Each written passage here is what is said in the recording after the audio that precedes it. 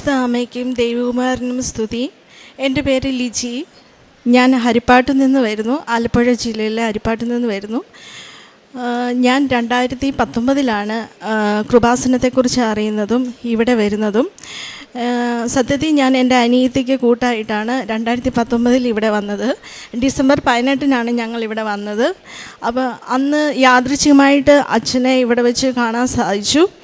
അപ്പോൾ അച്ഛൻ ഞങ്ങളോട് ചോദിച്ചു, എന്താണ് നിങ്ങളുടെ പ്രാർത്ഥനാ സഹായം എന്താണെന്ന് ചോദിച്ചപ്പോൾ എനിക്ക് അന്ന് ഏറ്റവും വലുതായിട്ട് എനിക്ക് ആവശ്യമുള്ളത് എനിക്കൊരു ജോലിയായിരുന്നു.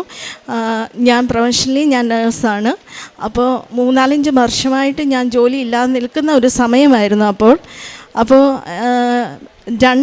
രണ്ട് രാജ്യങ്ങളിലേക്കുള്ള ഇൻ്റർവ്യൂ എൻ്റെ കഴിഞ്ഞിരിക്കുമായിരുന്നു. ഒന്ന് ബഹ്റിൻ, രണ്ടാമത്തെ മാൽദീവ്സ്.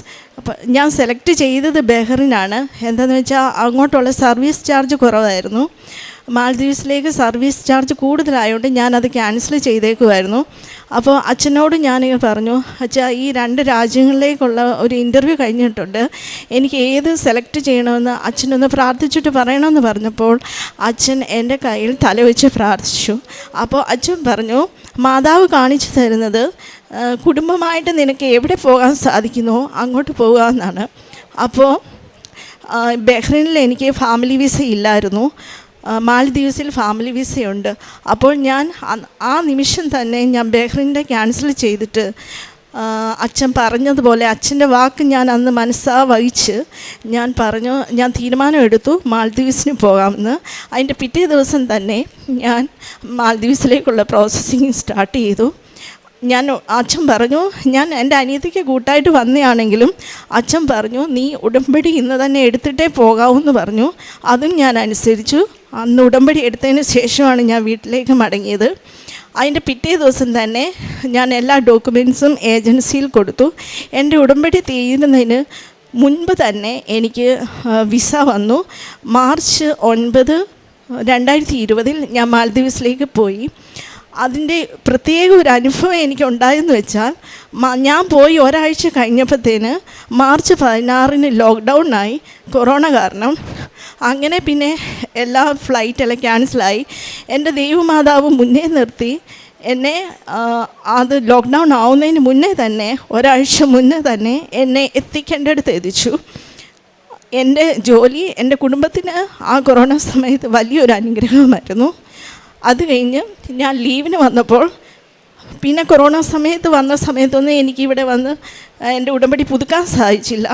പിന്നെ ഞാൻ ഉടമ്പടി പുതുക്കുന്നത് 2023 ഏപ്രിൽ 17 ആ സമയത്ത് ഞാൻ കാനഡയിലേക്കുള്ള ഒരു മൈഗ്രേഷന് ട്രൈ ചെയ്തു.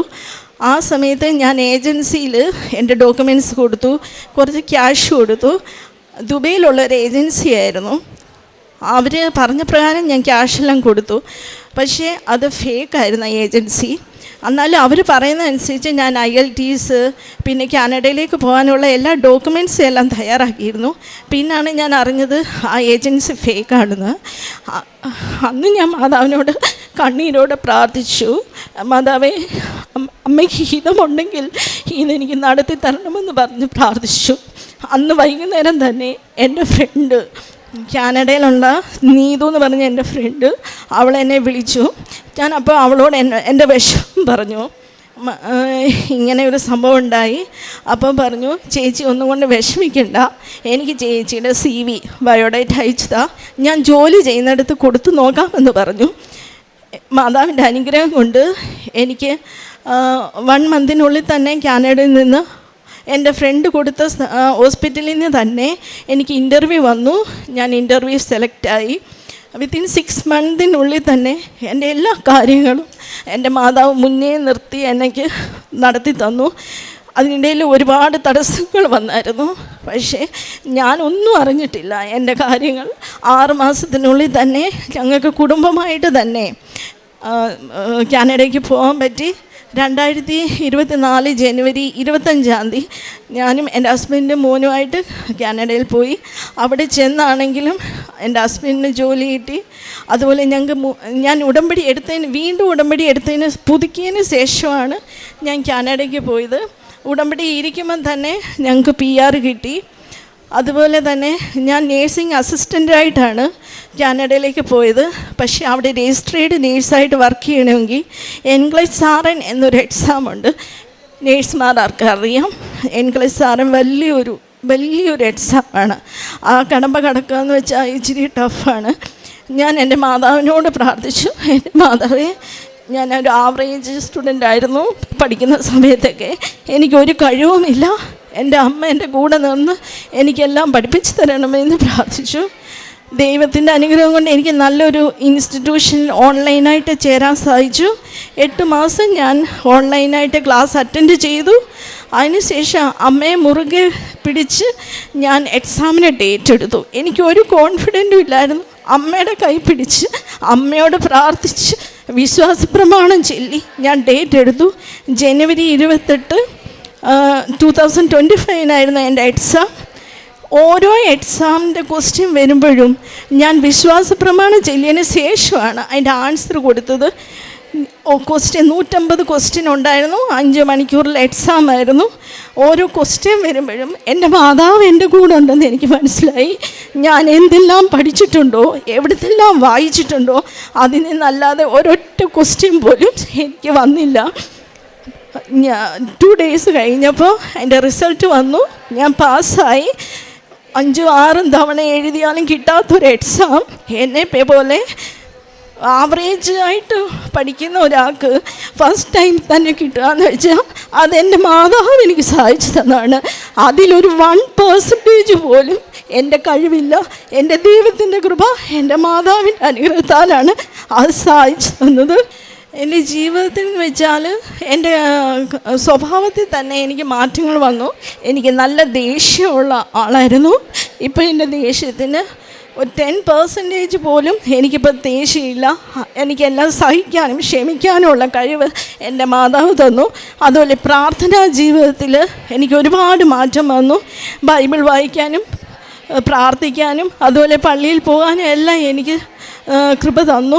ഒരു മടിയും കൂടാതെ എല്ലാ കാര്യങ്ങളും ചെയ്യാൻ എനിക്ക് സാധിക്കുന്നുണ്ട്. അതുപോലെ തന്നെ പ്രേക്ഷിത പ്രവർത്തനം ഞാൻ ഇവിടെ ഇല്ലെങ്കിലും എല്ലാ മാസവും ഇവിടെ ഹരിപ്പാട് ഗവൺമെൻറ് ഹോസ്പിറ്റലിൻ്റെ അവിടെ ഞങ്ങൾ പൊതിച്ചോറ് കൊടുക്കും. അതുപോലെ എന്നെക്കൊണ്ട് കഴിയുന്ന എനിക്കറിയാവുന്നവർക്ക് അതുപോലെ അറിയാത്തവർക്കും എന്നെക്കൊണ്ട് കഴിയുന്ന സഹായങ്ങൾ ഞാൻ ചെയ്തു കൊടുക്കും. അതുപോലെ പ്രേക്ഷിത പ്രവർത്തനം എന്ന് വെച്ചാൽ അച്ഛൻ്റെ ഓൺലൈൻ ധ്യാനം ഞാൻ കൂടാറുണ്ട്. അതുപോലെ സാക്ഷ്യങ്ങൾ കേൾക്കാറുണ്ട്, അത് ഞാൻ ഷെയർ ചെയ്യാറുണ്ട്. അതുപോലെ തന്നെ ഞാൻ കൃപാസന പത്രം ഞാൻ വിതരണം ചെയ്യാറുണ്ട്. അത് എൻ്റെ ഫ്രണ്ട്സിനും പിന്നെ വീടുകളിലുമായിട്ട് ഞാൻ കൊടുക്കും. അതുപോലെ ഇപ്പം തന്നെ ഞാൻ കാനഡയ്ക്ക് പോകാൻ അവിടോട്ടും കുറേ പത്രങ്ങൾ വാങ്ങിച്ചിട്ടുണ്ട്. ഇതൊക്കെയാണ് എൻ്റെ അനുഭവങ്ങൾ. എൻ്റെ ദൈവമാതാവ് എനിക്ക് ഇത്രയും അനുഗ്രഹങ്ങൾ തന്നു. ഞാൻ ഒരിക്കലും ഇത് യോഗ്യയല്ല. എൻ്റെ ദൈവകുമാരനും എൻ്റെ അമ്മയ്ക്കും കോടാനുകോടി നന്ദി. സങ്കീർത്തനങ്ങൾ 66, 19, 20 തിരുവചനങ്ങൾ. ദൈവം കേട്ടിരിക്കുന്നു, എൻ്റെ പ്രാർത്ഥനയുടെ സ്വരം അവിടുന്ന് ശ്രദ്ധിച്ചിരിക്കുന്നു. ദൈവം വാഴ്ത്തപ്പെടട്ടെ. അവിടുന്ന് എൻ്റെ പ്രാർത്ഥന തള്ളിക്കളഞ്ഞില്ല. അവിടുത്തെ കാരുണ്യം എന്നിൽ നിന്ന് എടുത്തു കളഞ്ഞുമില്ല. ലിജി രാജു എന്ന ഈ സഹോദരി തൻ്റെ ഉടമ്പടി ജീവിതത്തിൽ ലഭിച്ച വലിയ നന്മകളെ, ജീവിത വഴിത്തിരിവുകളെ സന്തോഷത്തോടെ അമ്മ മാതാവിൻ്റെ തിരുനടയിൽ സാക്ഷ്യപ്പെടുത്തുന്നു. മകൾ പറയുന്നുണ്ട്, മറ്റൊരു സഹോദരിക്കൊപ്പം കൃപാസനത്തിൽ അവിചാരിതമായി മകളെന്ന് പ്രാർത്ഥിക്കുവാൻ വേണ്ടി എത്തിയതാണ്. എന്നാൽ ഇവിടെ എത്തിയ ദിവസം ജോസഫച്ചനെ കാണുവാൻ ഒരവസരം ലഭിച്ചു. 2 ദേശത്തേക്ക് പോകുവാനുള്ള പ്രോസസ്സ് നടക്കുന്ന സമയത്താണ് മകളിവിടെ എത്തിച്ചേരുന്നത്. ഏതെടുക്കണം എന്നൊരു കൺഫ്യൂഷൻ ഉള്ളിലുണ്ട്. അച്ഛനോട് ഒരു ഒപ്പീനിയൻ ചോദിക്കുമ്പോൾ അച്ഛൻ സന്ദേശം കൊടുക്കുന്നത് കുടുംബത്തോടൊപ്പം പോകാൻ പറ്റുന്നിടത്തേക്ക് നിൻ്റെ പ്രോസസ്സ് തുടങ്ങുകയെന്ന്. അങ്ങനെയാണ് ബഹ്റൈൻ ഉപേക്ഷിച്ചുകൊണ്ട് രണ്ടാമത് മനസ്സിൽ കരുതിയിരുന്ന മാൽദ്വീപ്സിലേക്ക് മകള് പ്രോസസ്സ് തുടങ്ങുകയും അങ്ങനെ കോവിഡിന് തീവ്രമാകുന്നതിന് തൊട്ട് മുമ്പുള്ള നാളുകളിൽ അവിടെ ജോലിക്ക് പ്രവേശിക്കുവാൻ പറ്റുന്ന വിധത്തിൽ എത്തിച്ചേരുകയും ചെയ്യുക. മകൾ ഇവിടുന്ന് അച്ഛൻ്റെ നിർദ്ദേശപ്രകാരം ആ ദിവസം തന്നെ ഉടമ്പടി എടുത്ത് ഉടമ്പടി ജീവിതത്തിലേക്ക് പ്രവേശിച്ചാണ് പോകുന്നത്. അത് ഉടമ്പടിയുടെ ഒരു പ്രത്യേകതയാണ്. അമ്മ മാതാവിനെ കാണുവാൻ ഈ ആലയത്തിൽ വന്നിട്ടുണ്ടെങ്കിൽ പ്രത്യക്ഷീകരണത്തിൻ്റെ കൃപയാൽ, ശക്തിയാൽ അമ്മ മാതാവ് നമ്മുടെ കണ്ണീര്, ജീവിതത്തിൻ്റെ വളരെ ക്ലേശകരമായ സാഹചര്യങ്ങൾ, ആഗ്രഹിച്ച് ആ നാളുകളിൽ നാം പ്രാർത്ഥിച്ചു കൊണ്ടിരിക്കുന്ന വിഷയങ്ങൾ അത് വേഗത്തിൽ ടേക്കപ്പ് ചെയ്യുന്നത് നമുക്ക് കാണാനാവും. നമ്മൾ പോലും ഓർക്കും, അതിനുവേണ്ടി അധികം പരിശ്രമിച്ചില്ലല്ലോ, മാതാവിനോട് പറഞ്ഞതല്ലേ ഉള്ളൂ, അപ്പോൾ തന്നെ അമ്മ മാതാവ് എൻ്റെ കാര്യത്തിൽ ഇടപെടുന്നതിൻ്റെ സൂചന എനിക്ക് കിട്ടുന്നെന്ന്. അത് അനേക മക്കൾ ഈ എൽത്താരയിൽ പറയുന്ന സാക്ഷ്യമാണ്. മാതാവിൻ്റെ അടുത്ത് വന്നു, ഉടമ്പടി എടുത്തു. ഉടമ്പടി എടുക്കുന്നതിന് മുമ്പ് മാതാവിനോടൊന്ന് പ്രാർത്ഥിച്ചു. ഓൺലൈനിൽ ഒരു ക്ലേശം വന്നപ്പോൾ മാതാവിൻ്റെ നടയിൽ മാതാവിനോട് ഒരു നിയോഗം സമർപ്പിച്ചു. അത് അത്ഭുതപ്പെടുത്തിക്കൊണ്ട് ചുരുങ്ങിയ സമയത്തിനുള്ളിൽ അത് കിട്ടുമോ എന്ന് പോലും അറിയാതിരുന്ന സാഹചര്യത്തിൽ അമ്മ ഞങ്ങൾക്ക് അനുവദിച്ചു നൽകി. മകൾ അമ്മയെ കണ്ട ദിവസം തന്നെ മകൾക്ക് വ്യക്തമായൊരു ദിശാബോധം കൊടുത്തു. മകളെ സുരക്ഷിതമായി തൊഴിലിടത്തിലേക്ക് ആനയിച്ചു. അതാണ് ആദ്യത്തെ സാക്ഷ്യത്തിൽ നമ്മൾ കേൾക്കുന്നത്. രണ്ടാമത് അവിടെ നിന്ന് കാനഡ പ്രോസസ്സ് മകൾ തുടങ്ങുകയാണ്. നഴ്സിംഗ് അസിസ്റ്റൻ്റായി മകൾ ജോലി ചെയ്യുന്ന മകൾ കാനഡയിലേക്ക് ചെന്നെത്തി. അവിടെ എൻക്ലസ് എക്സാം RN രജിസ്റ്റേർഡ് നേഴ്സാകുന്നതിന് വേണ്ടിയുള്ള പരീക്ഷയ്ക്ക് വേണ്ടി ഒരുങ്ങുകയാണ്. മകൾ പറയുന്നുണ്ട്, 1% പോലും എൻ്റെ കഴിവല്ല, വളരെ ഒരു ആവറേജ് സ്റ്റുഡൻ്റായി എനിക്ക് അത് പഠിച്ചാലെല്ലാം മനസ്സിലാക്കാവുന്നതല്ല, വലിയ ബൃഹത്തായ ഒരു സിലബസാണ്, ഒത്തിരി തവണ എഴുതിയാണ് പലരും അത് ജയിക്കാറുള്ളത്, അതുകൊണ്ട് എനിക്കത് വേഗത്തിൽ എഴുതി വിജയിക്കുക സാധ്യമല്ല. എനിക്ക് ആകെയുള്ളൊരു ബലവും എൻ്റെ പ്രത്യാശയും എൻ്റെ പ്രാർത്ഥനയും എൻ്റെ കൃപാസന മാതാവ് മാത്രമാണ്. അമ്മയുടെ തിരുനടയിൽ ആ നിയോഗം സമർപ്പിച്ചാണ് ഞാൻ ആ പരീക്ഷയ്ക്ക് വേണ്ടി തയ്യാറായതും ആ പരീക്ഷ ഞാൻ എഴുതുന്നതും.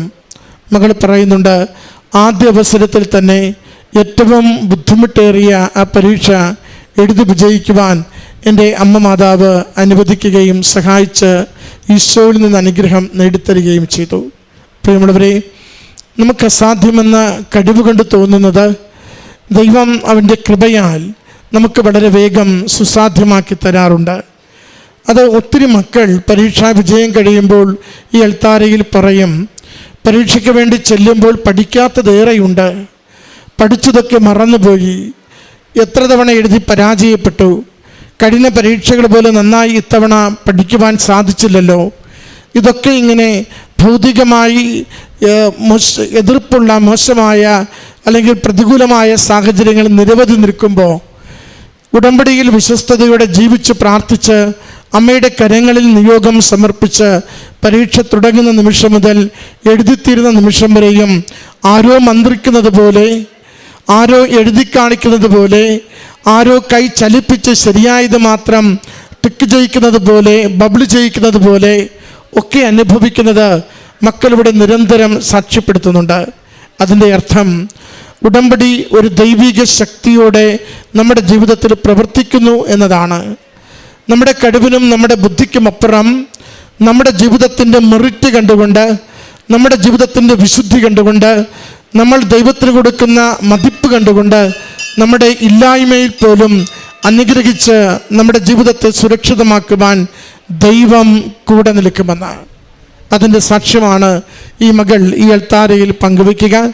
നമ്മുടെ ജീവിത സാഹചര്യങ്ങളെയും അതിൻ്റെ എല്ലാ ക്ലേശകാലങ്ങളും തരണം ചെയ്യുവാൻ കൃപാസനത്തിൽ പ്രത്യക്ഷപ്പെട്ട അമ്മ മാതാവ് നമ്മുടെ ജീവിതത്തിൽ ഇടപെടണമേ എന്ന് ആഗ്രഹിക്കാം, പ്രാർത്ഥിക്കാം.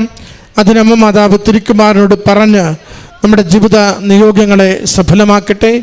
ഈ മകൾക്ക് ലഭിച്ച ഈ എല്ലാ അനുഗ്രഹങ്ങൾക്കും നന്ദി പറഞ്ഞുകൊണ്ട് കരങ്ങളടിച്ച് ഈ സാക്ഷ്യം നമുക്ക് സമർപ്പിക്കാം. അത്യപൂർവ ദൈവാനുഭവങ്ങൾ ഇനി നിങ്ങൾക്കും സ്വന്തം. ഈ യൂട്യൂബ് ചാനൽ ഇതുവരെ സബ്സ്ക്രൈബ് ചെയ്തിട്ടില്ലെങ്കിൽ ഇപ്പോൾ തന്നെ സബ്സ്ക്രൈബ് ചെയ്യുക. ഈ വീഡിയോ ഇപ്പോൾ തന്നെ നിങ്ങളുടെ സുഹൃത്തുക്കൾക്ക് ഷെയർ ചെയ്തുകൊണ്ട് കർത്താവിൻ്റെ പ്രേക്ഷിതരാകുക.